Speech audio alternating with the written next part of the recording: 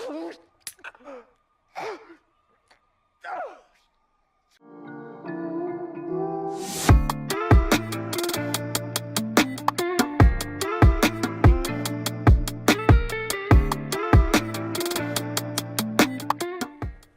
there's so much to get into with this UFC 308 card. Really stacked pay-per-view. A lot of fights that I think fans thought going in were very evenly matched. I mean, you got that main event with Ilia Topuria versus Max Holloway. I think every hardcore MMA fan was amped for that one. And a couple people maybe betting on it weren't too happy at the outcome. I don't know if you want to get into that right away.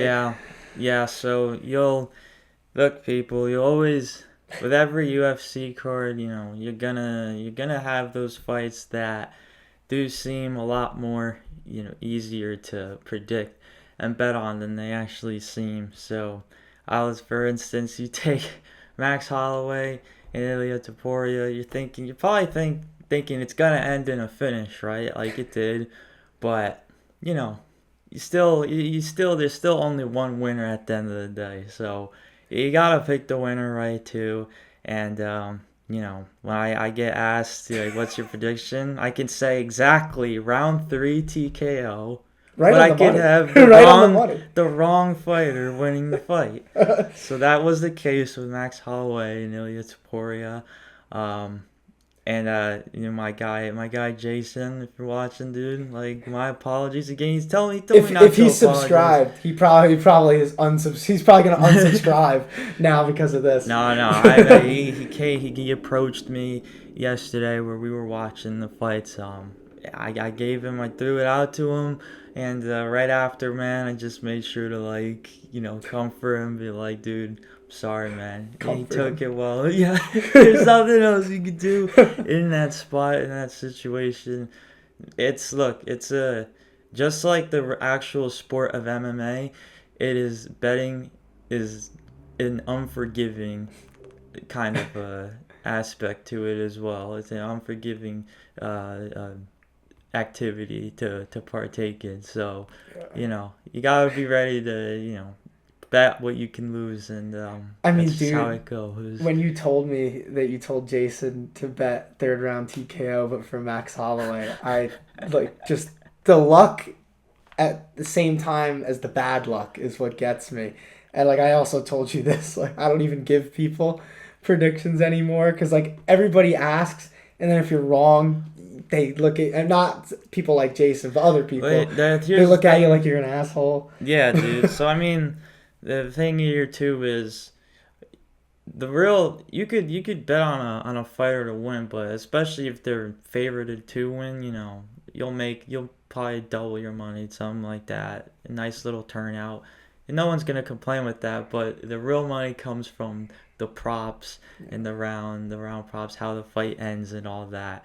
And you got it, right on the dot. That's what I like to, and man, I could also tell someone hey, you just pick this fighter's money line and that's it, But with Rob Whittaker and Hamzat, it could end in a legit first round submission, and it just all pretty much goes to wash. So, yeah, dude, man, if I take the time to actually look into the betting odds and stuff a lot, then we can make out better. But still, dude, it's tough. It's gotta be probably the toughest sport to bet on. To be honest. That's why I answer these questions like a politician. Somebody, people ask me at work or just when I'm out. Oh, who you got? Topuria, Holloway. I'm oh, they're both really great fighters. It's a tough one to call. I always preface anything I'm going to say I truly cannot tell you. There's no way for me to be certain. You just hope both guys have fun. Exactly. And, well, let's talk about this main event. And I think Max Holloway would agree. Only one guy really had fun in this fight, and that was Ilia Topuria. And Ilia Topuria wins the fight against Max Holloway in really impressive fashion, becomes the first person to ever knock Max Holloway out, which is an achievement in itself, honestly. And the fight itself before that was a really fun one. It was one of those ones where it was damage versus volume. Topuria was landing a lot of those heavier shots, but Max Holloway, I think Paul Felder at one point said that Holloway had thrown over 200 strikes already in the middle of the second round. Like, that's crazy. No matter how much you're landing, it's just the pace. But, Ilya was landing those heavy hooks throughout, and you can kind of see that Max's defense wasn't holding up very well, but at the same time, it's Max Holloway. We've never seen him get knocked out. I mean, Justin Gaethje's really the only person to ever even drop him. Yeah, I was going to say even knock him down, because the whole talk, obviously, besides the knockout with Max against Justin Gaethje, was whether or not he slipped instead of a knockdown. Yeah, that was a knockdown. Even Holloway says it was a knockdown. That's a knockdown, kind of like Colby Covington taking down Kamaru Usman at UFC 268 was a takedown. You know how I feel about that. I think Colby Covington was the first person to ever take Usman down, and I think Justin Gaethje was the first person to knock Holloway down. But officially, Ilya Topuria is the first one. And he knocked him out, obviously, didn't just knock him down. I mean, this was a good fight, and it was a perfect matchup, too, because Holloway had a lot of momentum, especially after that Gaethje fight. I mean, he had every option, and he chose to fight for the featherweight title. He felt this was his division, and Ilya Topuria obviously gets the most impressive victory that we've ever seen against Max Holloway, and we were talking about it a little bit. Ilya Topuria, to start his title reign, has beaten Alexander Volkanovski and Max Holloway, both of them by knockout, which is just unreal. And, now it seems like the UFC is leaning towards that Volk rematch. And some people, they might think Diego Lopez, or talking a little bit, maybe Aljo, if he beats Evloev in December, right? I think is when they're fighting. Yeah. And there's a lot of options, but at this point, we've seen Ilya beat two of the greatest featherweights of all time. If he beats Volk again, if they make that rematch, who knows who beats this guy from here? That's how I feel. I mean, so if you want to talk about the Volk rematch first, this time I think you have Volk actually taking some time off now, and the first time around he's coming off a lightweight fight, now coming back down to 145. So and a lightweight fight where he got brutally knocked out with a head kick. Yeah. So you give Volk a true full healthy camp. You're definitely gonna see a better showing. That maybe even goes all 5 rounds, but I mean, I think Ilya at this point in time is the one that just, and you saw it yesterday, is just the one that brings that finish power to, even if Ilya wants to take you down and just smother you, I think he's able to. I think he could. Well, he's a finisher on the ground too, whether it be ground and pound. I feel like he could have beat Max there too, to be honest. I mean, he submitted Bryce Mitchell, who's one of the better grapplers in that division. Like, this dude is good everywhere. There's no weaknesses in this guy's game that we've seen. So with Ilya, dude, like, you don't get the tallest, you don't get the biggest guy. I mean, you saw it when him and Max were facing off, like, you could see the clear height difference. And even in the beginning, he was kind of having trouble closing the range, but obviously eventually he was able to. But yeah, he brings such a good base to him, which is why I feel like he's able to do like something that he did yesterday and just lift Max up, just straight from the bottom. Just like that takes so much strength in your lower body and your legs and all that. And you see it with Ilya. The dude's got crazy freaking, calves. And not to mention the fact that Max Holloway has excellent takedown defense. Like, it's another guy who we just don't see that happen to every day. Yeah, so I think maybe if the further the fight went, I think Ilya could have definitely tired out just Max that way on the ground, and maybe Max doesn't get finished, but I think Ilya just controls the fight way more and lands a lot more on the ground anyways, so that's how he would get the win. But dude, like, on the feet anyways, and I think you're just gonna see it even more and more, that Ilya is further into this title reign, he's gonna look to just stand and dude, you saw at the beginning of the fight.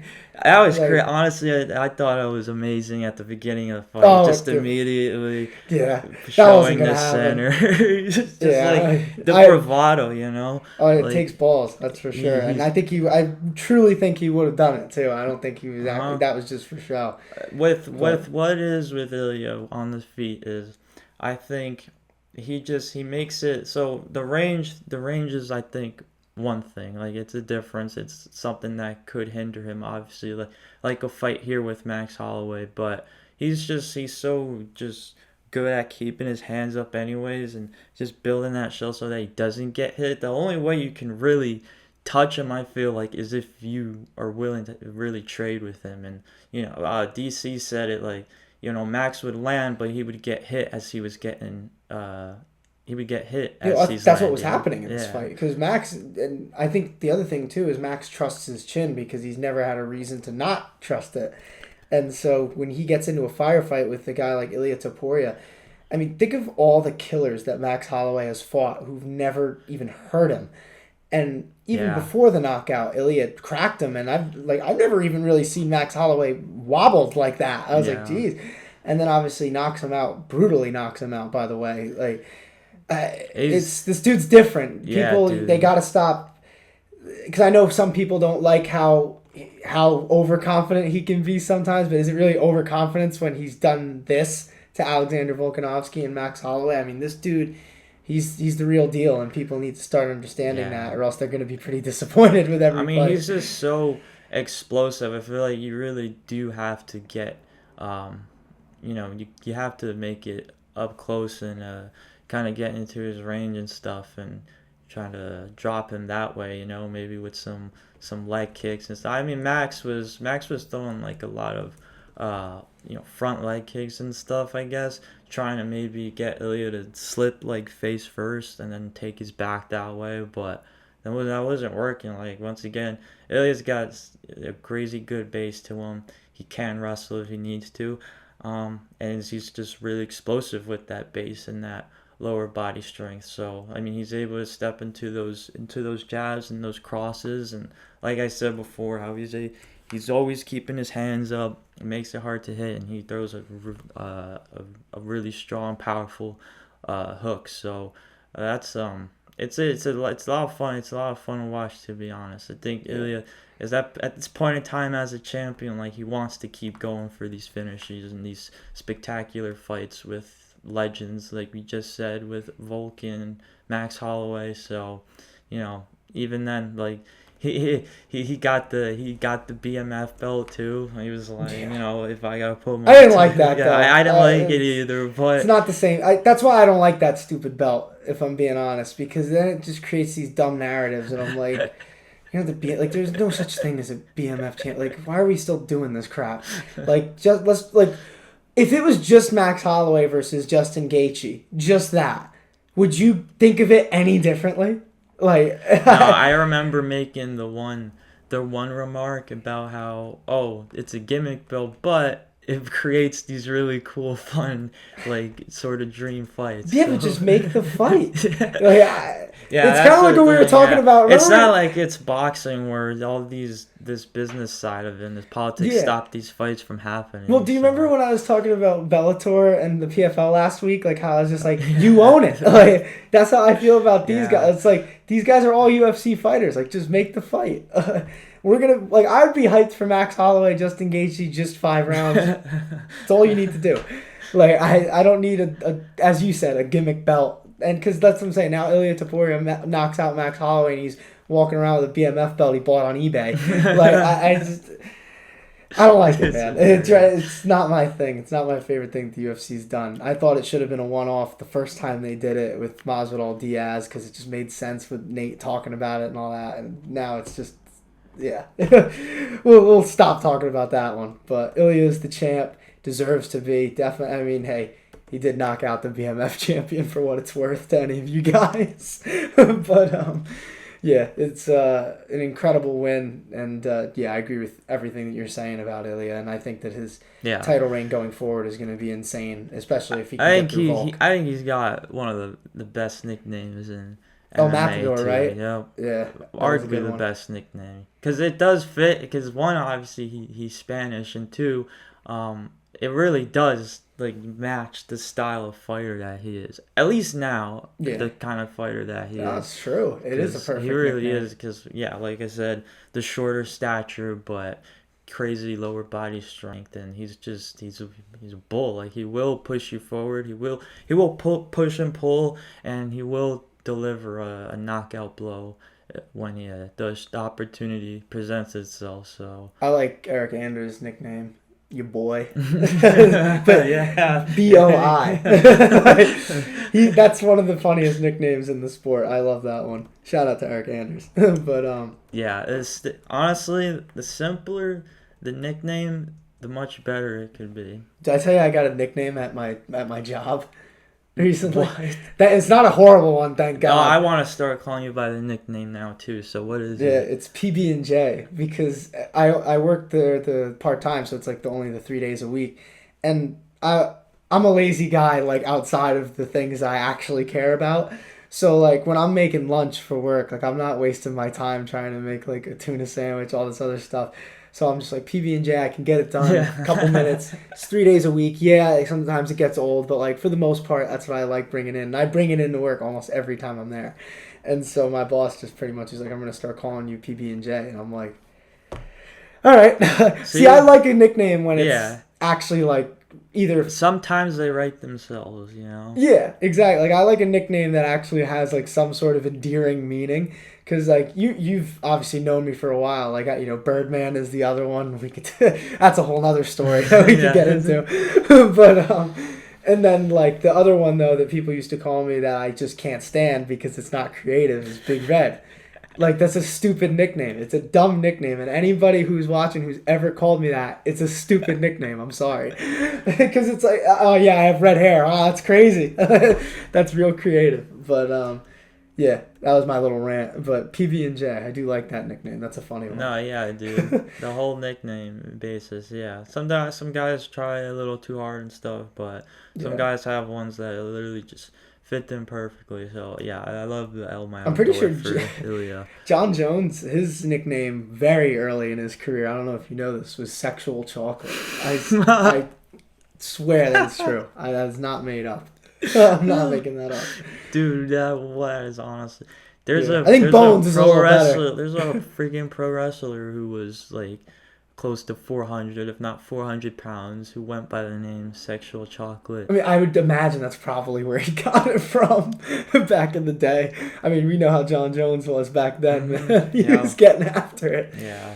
But speaking of getting after it, let's talk about this next fight, because Khamzat Chimaev did just that against Robert Whittaker. And, dude, he did. Talk about an impressive performance, a statement performance by Khamzat Chimaev. Submits Rob Whittaker in the first round with, I guess you could call it a face crank. And at first, you thought he broke Rob Whittaker's jaw. Comes out later, he didn't break his jaw, but he pushed his front teeth in. And I remember we were talking about it right before the pod. Like, yeah, sure, he didn't break Rob Whittaker's jaw. That's a very good thing. But I can't imagine getting your teeth pushed in is a great feeling either. So, like, Khamzat really hurt this dude. Like, it's just crazy, man. And I do want to say this. Yeah, it's funny that we were just talking about John Jones. It's not even why I brought it up, actually. But Khamzat Chimaev, in my opinion, in terms of just raw talent, nothing else, just raw talent, is the most talented fighter that I've seen since John Jones, because I feel like there's a clear way to beat him. Like, we've seen a couple people kind of take him into deeper waters and his cardio will get a little worse, but both of those times are at welterweight. When this dude's been at middleweight, he's been just a problem. Like, Rob Whittaker, I'm sure that in his mind he was like, if I can get this fight into rounds 3, 4, and 5, maybe this is going to look better. But the dude's wrestling is just insane. I mean, you blink, and he was standing straight up in the middle of the cage, and you blink, and he's already on the other side of the cage wrapped around Whittaker's legs and taking him down. And this is Rob Whittaker we're talking about. He's not fighting some bum. This is a literal former champion. in that division, and he's fought all killers. I mean, he went 10 rounds with Yoel Romero. Yoel Romero couldn't do that to him, and he's done what he's done in the Olympics. Like, Khamzat is just a different breed in there, especially at middleweight, and this was really his best win, in my opinion. Okay, so before my 2 cents on the fight and going forward, let me ask you this. When it comes to straight raw talent and why you feel the way you do about Khamzat, John Jones, etc., these guys that, because obviously these are guys that nobody particularly wants to fight anyways. I mean, you just saw, like, because coming in the fight, Robert Whittaker obviously had to wait even longer for this fight, take a fight on short notice before when this fight got dropped.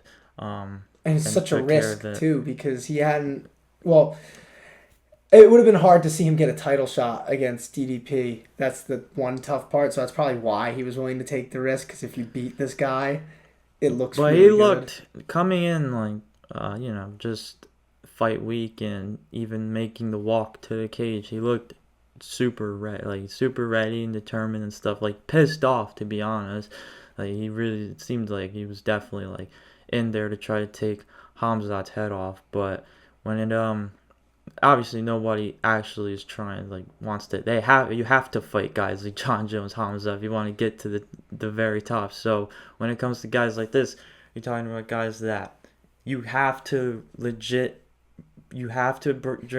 into the deep water and prolong the fight with and get to that fourth and fifth round, but they're just so good at stopping you early anyways that you just can't. And that's what makes up why. It's crazy.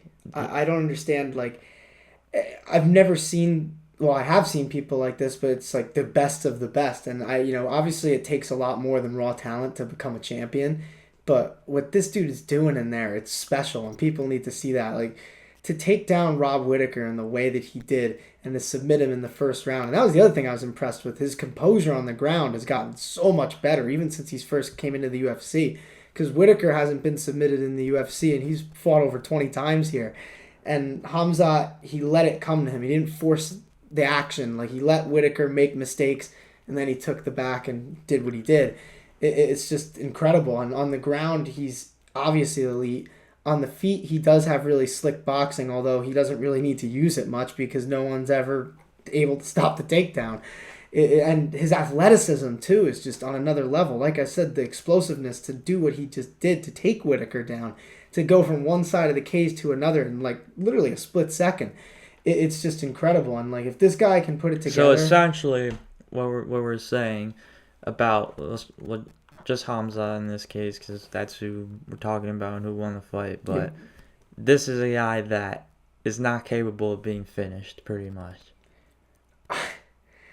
I mean, first of all, he's never lost, so it's hard to even envision that right now. But finished, Gilbert Burns got as close as anyone's gotten, right? That's, that third round, and that wasn't because of a lack of technique. It was just because he got tired. So, like, if this dude can get his cardio in order, it might be game over. Like, because let's get into this too, because this is the other conversation that you can get into with this. Sean Strickland is the guy who everyone immediately thought was going to be next for Dricus du Plessis. And that fight, who knows, it could even be booked by now, maybe just not announced. So let's just say that fight isn't booked. I think Khamzat should jump the queue at this point, because to do that to Robert Whittaker, that's insane to me. And that's what you call a statement victory. And like I said, it's not...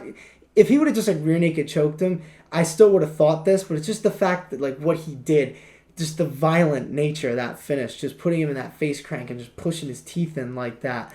It's just crazy. That's brutal, man, and this is a brutal sport. And I want to see that guy fight the champion. I think he deserves it. So I don't know if you feel the same way. I wouldn't disagree with you if you thought that Strickland should get it first, just because that's kind of the order that it seems to be going in. But I don't know. What do you think of that whole situation here at middleweight?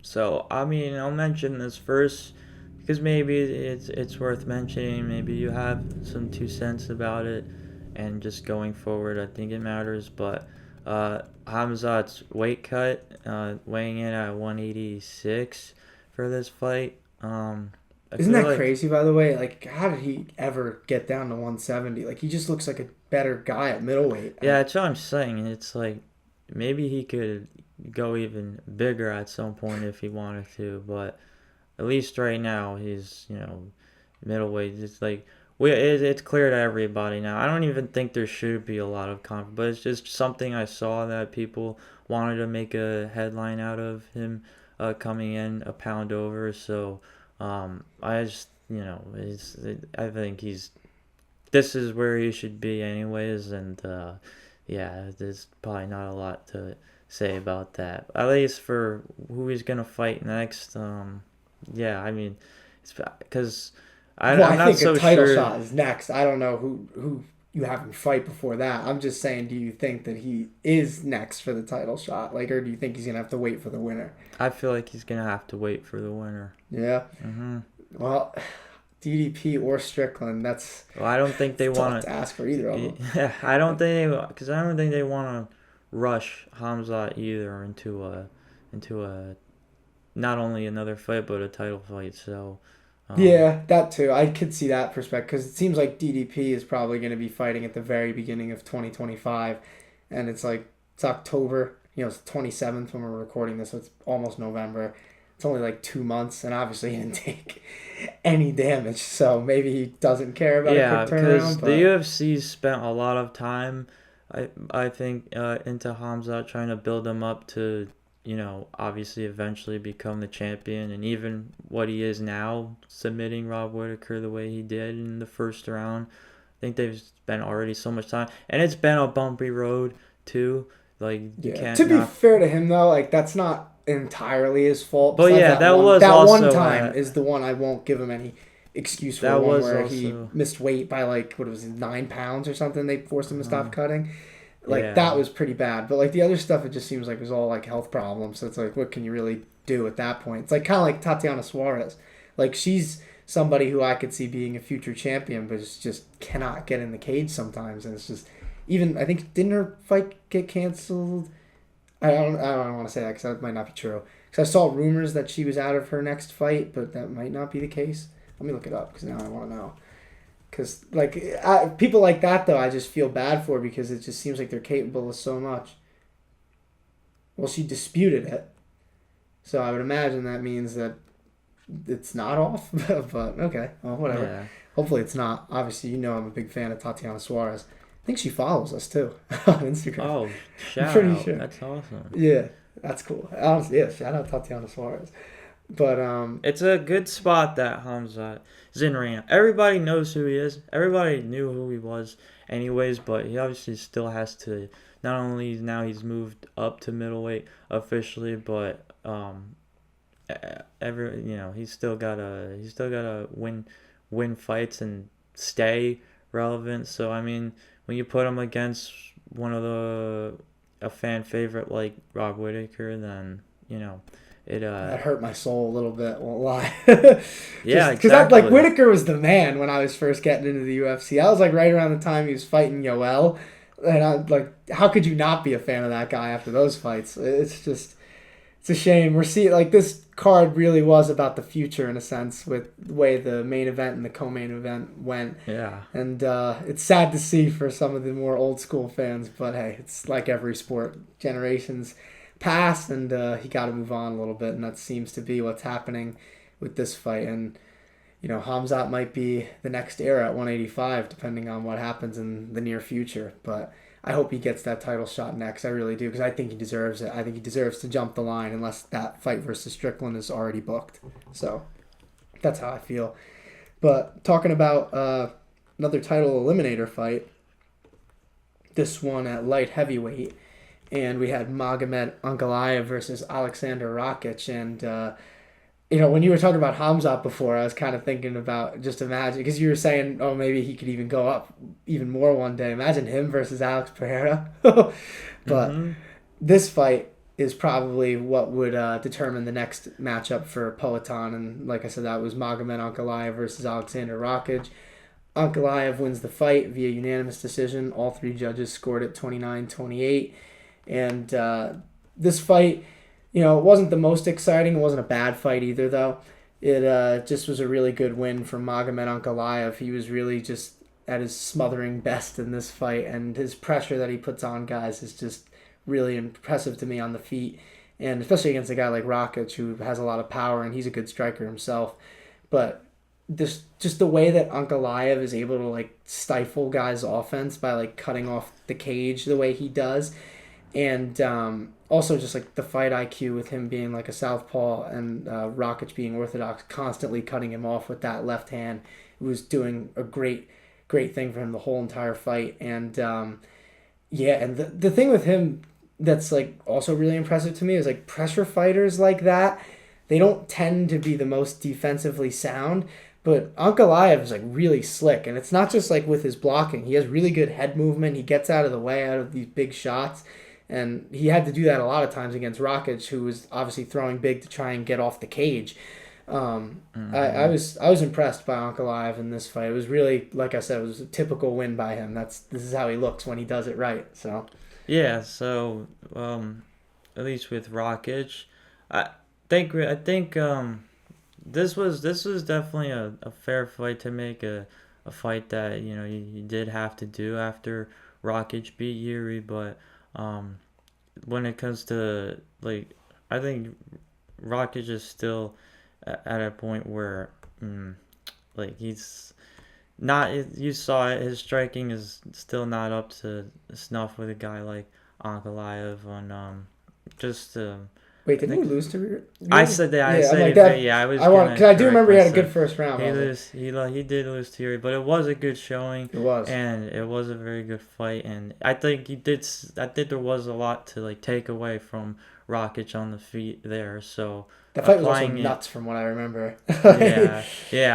freaking was. So I think when you line him up with a more slower, methodical guy like Ankalaev, who is able to, like you said, pressure fight and cut the cage off from you, it does force him to circle a lot more and angle and probably go for that one punch knockout more. But I feel like you really just, there still wasn't a lot to take away on his front. And I mean, from Rakic, you mean? Yeah, from Rakic, and his corner didn't do him any favors, telling him that he was up 2-0, and yeah, when I was watching that live, he definitely was the one that needed to put the foot on the gas pedal more. So, dude, you know what was funny about that too? I was watching the fights obviously on my TV, and they were saying that to him. But like when the UFC will show the corner advice, like they don't ever talk over it. Like if they comment on it, it'll be like when the next round starts. So when I was watching that and they were saying like, oh, like, you're up 2-0, you're up 2-0, I was thinking in my head, I'm like, am I like an idiot? I'm like, are they right and I'm wrong? And then obviously they get to the next round, and I think it was DC. He was like, I don't know what they were talking about, telling him that. And then even in the third round, like when he was having success, like he was trying to go for like takedowns and stuff because he thought he was winning. That's rough, man. I don't think he would have won that fight anyway because it didn't look like a finish was going to happen for him.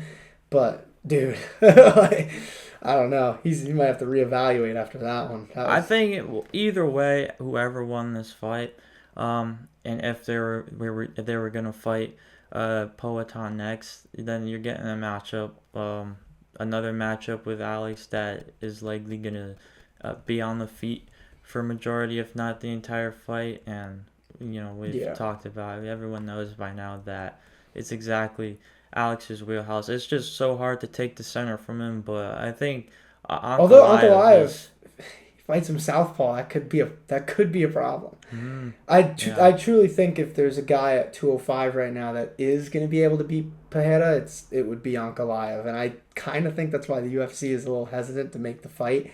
I don't think, I mean, we can kind of get into the call out. I did like the call out. That was a funny moment with DC and the translator helping Magomed out there to get that call out in English, stop running from me. But I truly don't think Pereira is running from a fight. I think he's telling the truth when he says the UFC just doesn't want to make it. I'll fight whoever they tell me. Because especially when they made that Khalil Roundtree fight, that was like a bit puzzling, especially when Ankalaev was out there and ready for it.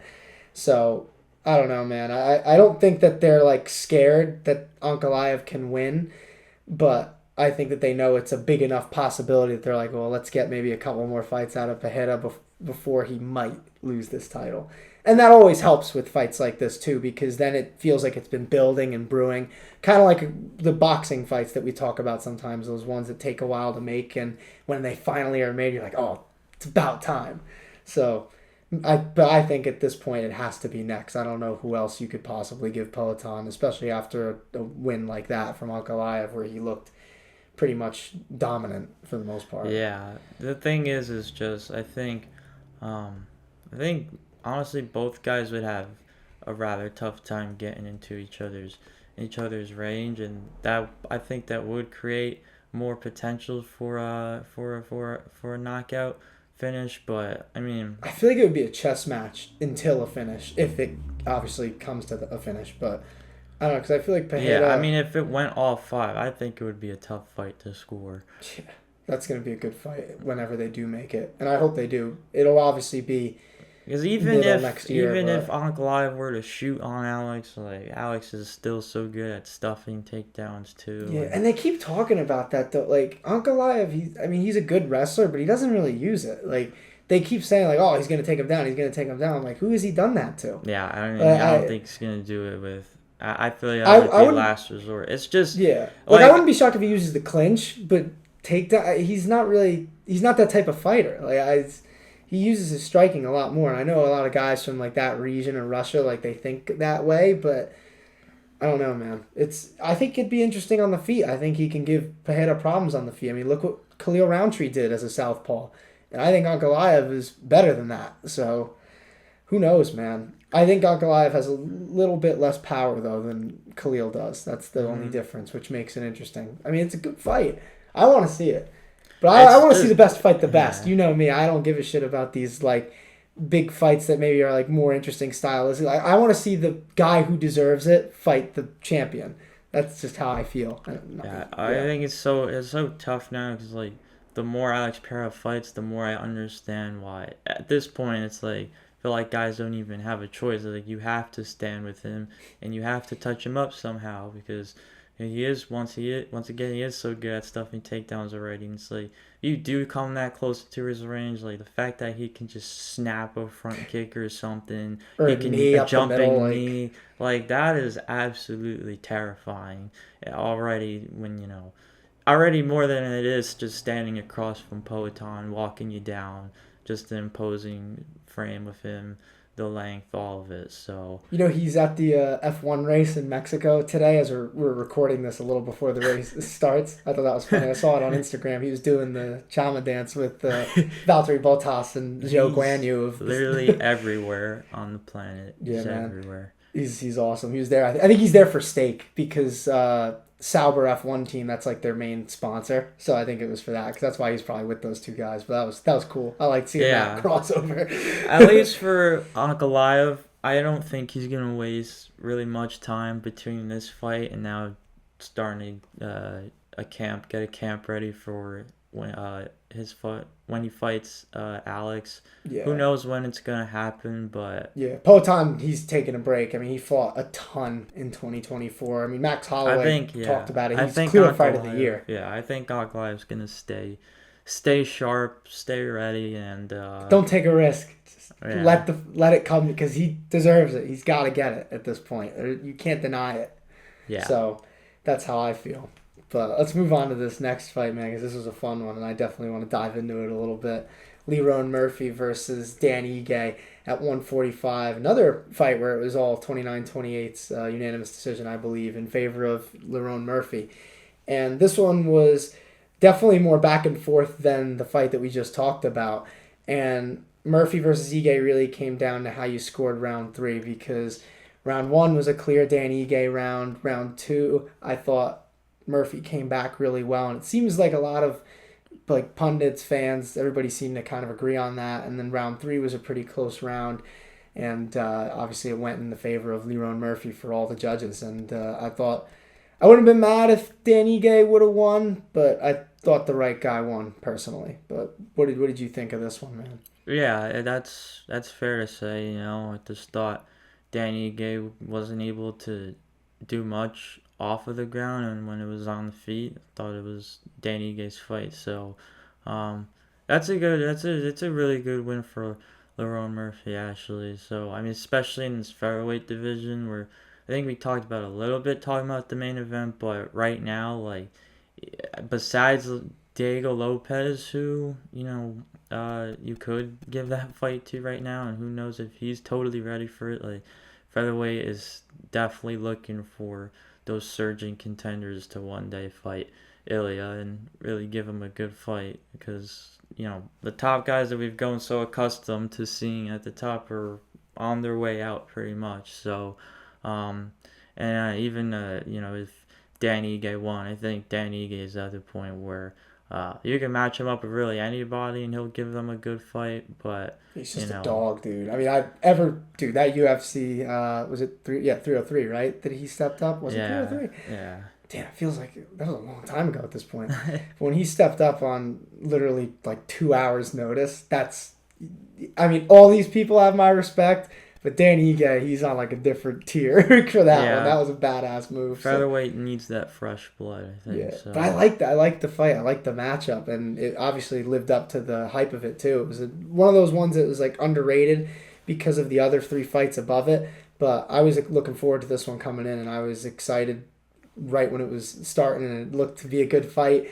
And then obviously Dan Ige, when he knocked down Murphy in the first, that's when everything really went crazy. But Lerone Murphy stays undefeated, man. I mean, it's a good thing to be in MMA because it's just an easy route to promote somebody, Yeah. And I do think that he deserves a big step up in competition next, and he called out Josh Emmett, right? So I think that could be a cool next fight for him. Honestly, I think that's a perfect matchup. I don't see why they wouldn't make that fight personally, but yeah, I guess we'll see.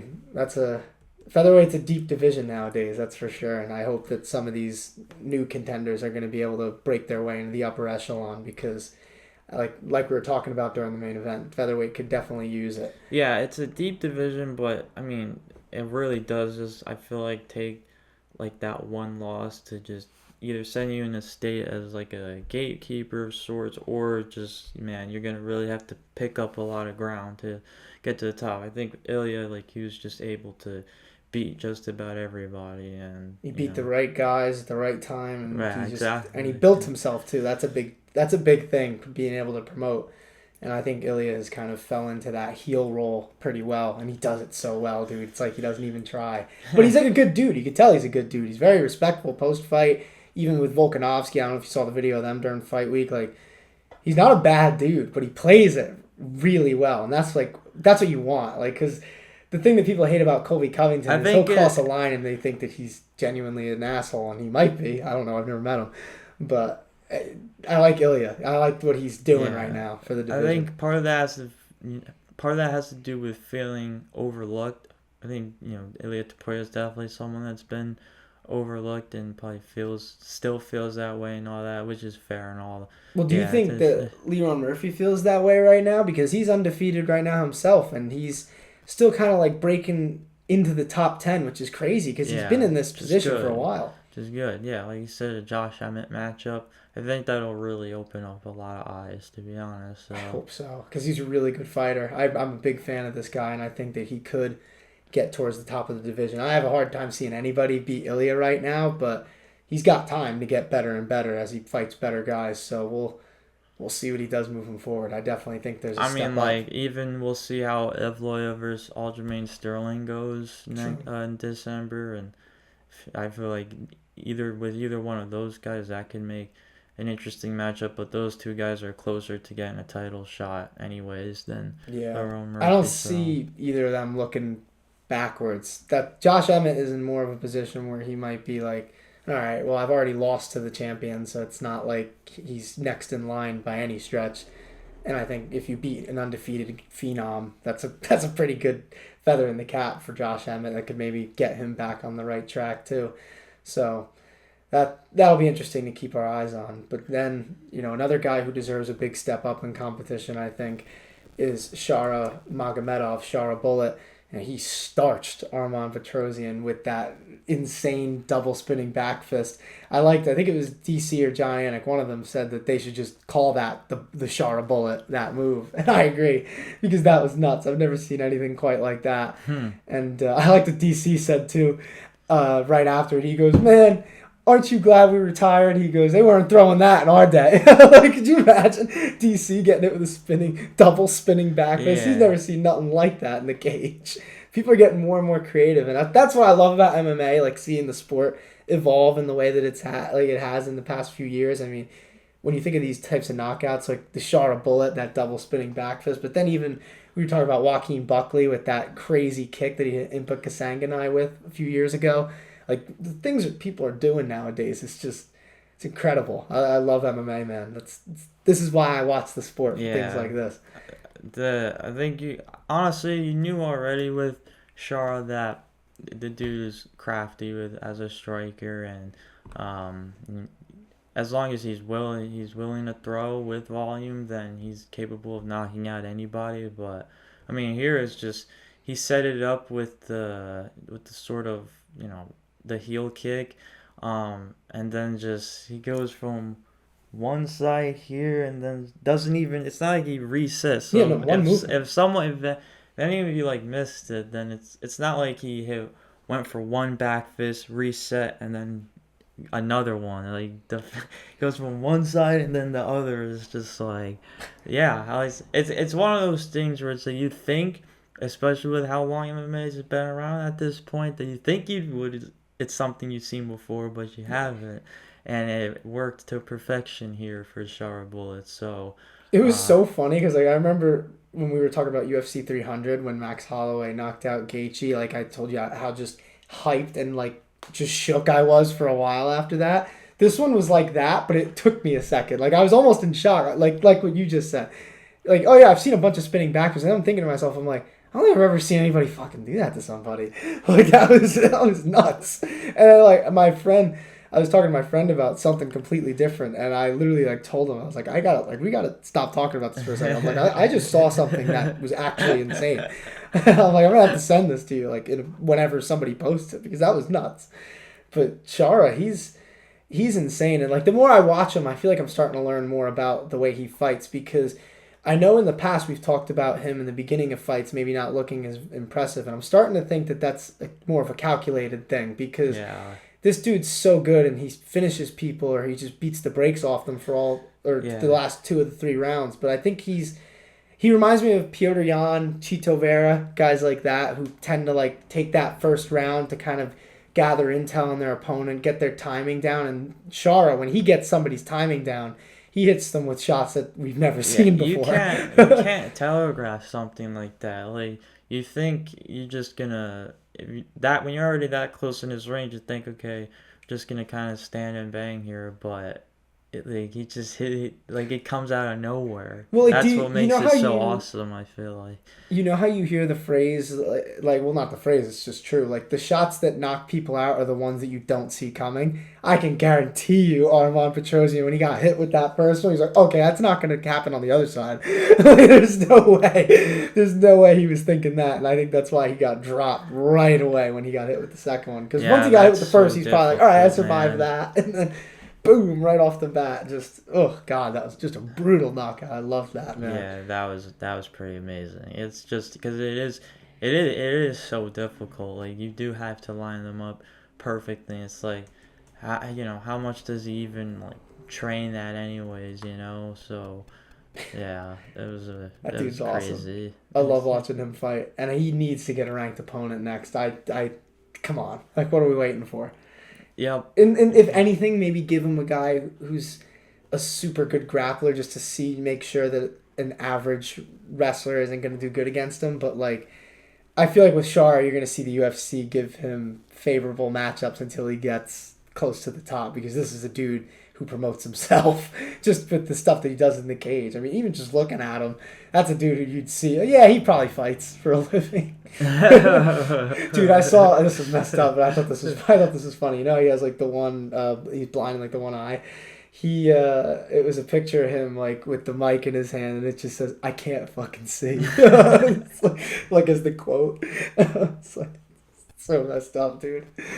No, Dude. yeah, he definitely. He's awesome. Yeah, he's literally one he of my definitely favorite looks prospects. like a guy that fights for sure, and he's pretty good at it. So I haven't talked to Sean about Shara. I gotta say, like, yo, look what he's done.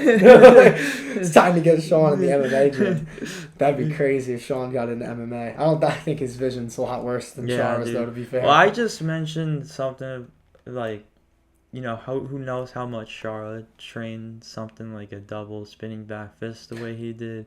I mean, it honestly must be hell to train with someone like that who's like, because I think he does try it. I think he is looking for all those sorts of ways to keep honing in on his striking and sharpening. It's like, in the gym, it's not like you've got all this pressure and stuff on you to perform. Like you're there to obviously get better, but the real, obviously you're going to make your money from actually stepping in the octagon in the venue and fighting your opponent. So I mean, when he's there, he probably feels so loose in the gym and stuff, where it's like he's throwing all sorts of, like, these people he's training probably like see stuff like this on, and it's like, oh my god, he actually went for it in the fight and it worked. Like, hell yeah, like there's no way they can see that coming. So that's one of those moves. I'm not sure if I'm ever gonna see someone hit that again. That was nuts. No, yeah, that's scary stuff to stand across from, man. Like,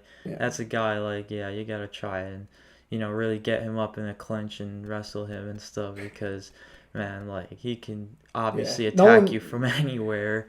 Unless it's like a guy like Israel Adesanya or like someone who's a really good technical striker. I don't know who touches that dude on the feet. Like, yeah, that's what I'm saying. Because like he gets hit a little bit early, but again, I just think he's one of those guys who needs to find the timing a little bit. But dude, when he does, it's a wrap. Yeah, right? He kind of brings the pace out of you when he's gonna match it and deliver freaking. He's very patient too. Like he waits on people to like, and cause that's what I like about him. Like it's very measured. Like he's not backing up, but he's circling, and it's like he's not just circling because he's getting walked down. He's circling because he wants to see what they're gonna attack him with and what their game plan is. And then once he figures that out, I mean, literally the very next round after the first, you just destroyed him. That's really intimidating, dude. It's a scary because it fight, shows man. a guy that he is willing to go the distance if he has to. He's a tough dude. He's a savage, man. I don't know. He's one of my favorite prospects. I really want to see him get the push because I think honestly, dude, lethal. they did a really good job at UFC getting him on this card because that was a pretty special moment there. And he's very aware of it too, which I like. Like he's not one of these guys like Habib was very like he's very stoic. Like you never really knew like what exactly he was thinking. Like Shara, when you hear about like the things he says in interviews, like he's very like reflective, self-aware. Like he talked about like how much work he's put in to get to a moment like this, opening up a pay-per-view in Abu Dhabi. Like he's like it's like a dream come true. Like he's very very open about like how he feels about these things, which is cool because I feel like a lot of those guys from that region, they're very like I said, they're very stoic. So it's cool to see him telling us how he feels a little bit. Cause that's cool, man. I want to see more of him. I want to learn more about him. He's a cool dude, cool fighter. So I think that he's going to be a fan favorite if he can continue to win like he has been. That's for sure. But let's talk about what's going on next week because, we just went through the whole main card of the pay-per-view. Obviously a crazy one throughout. I mean, we had a bunch of crazy moments even on the prelims. Honestly, I do want to say this. Hope RDA recovers well. That sucked to see him deal with that. I mean, I was excited for Jeff Neal versus RDA, and obviously RDA has the injury, and just the fight really doesn't even get started. Obviously, we had Rubetsky versus Oralby. That was a really good fight. So UFC 308, we knew it was going to be fun coming in, and obviously it ended up being pretty awesome. And I think next week is going to be fun too. UFC Edmonton, very interesting for both the men and women's 125-pound divisions. Main event, Brandon Moreno versus Amir Albazi. And then the co-main event, Thug Rose Namajunas versus Aaron Blanchfield. I'm excited for both of those, man. Those are going to be two good fights. How about this? Which flyweight fight are you more intrigued for? That's a tough, right? Because I feel like they're both, even in the rankings, like they're very similar in the situations that they're in too. Yeah. I feel like Rose and Aaron Blanch, because we already know a flyweight title fight for the men is happening. So at least with Rose and Aaron Blanchfield, like this is going to be a lot more telling of who will get that shot in the near future. So honestly, I think that fight, and even just like, because it really wasn't that long ago where Aaron Blanchfield was merely a prospect, and now she's fighting Rose, who I know Rose, we all know her, and her legacy is mostly made up as a strawweight, but it's still Rose Namajunas, and she's still very capable of, even though it is kind of confusing at times as to why she's here at flyweight and if she's really gonna get to that belt, but still, you gotta respect never count her out. Can never count her out. She's one of the best to ever do it for women's MMA. So. Yeah, I think that's gonna be that's gonna be one of those fights where it's like, we'll see. Like with this card, we were saying, like, kind of like we're seeing these older guys on their way out, and we'll see if that'll be the case between Aaron Blanchfield and Rose Namajunas. So 2024 has truly just been changing of the guard with the UFC. That's really for sure. But we'll get into the action next week, so we'll see you all.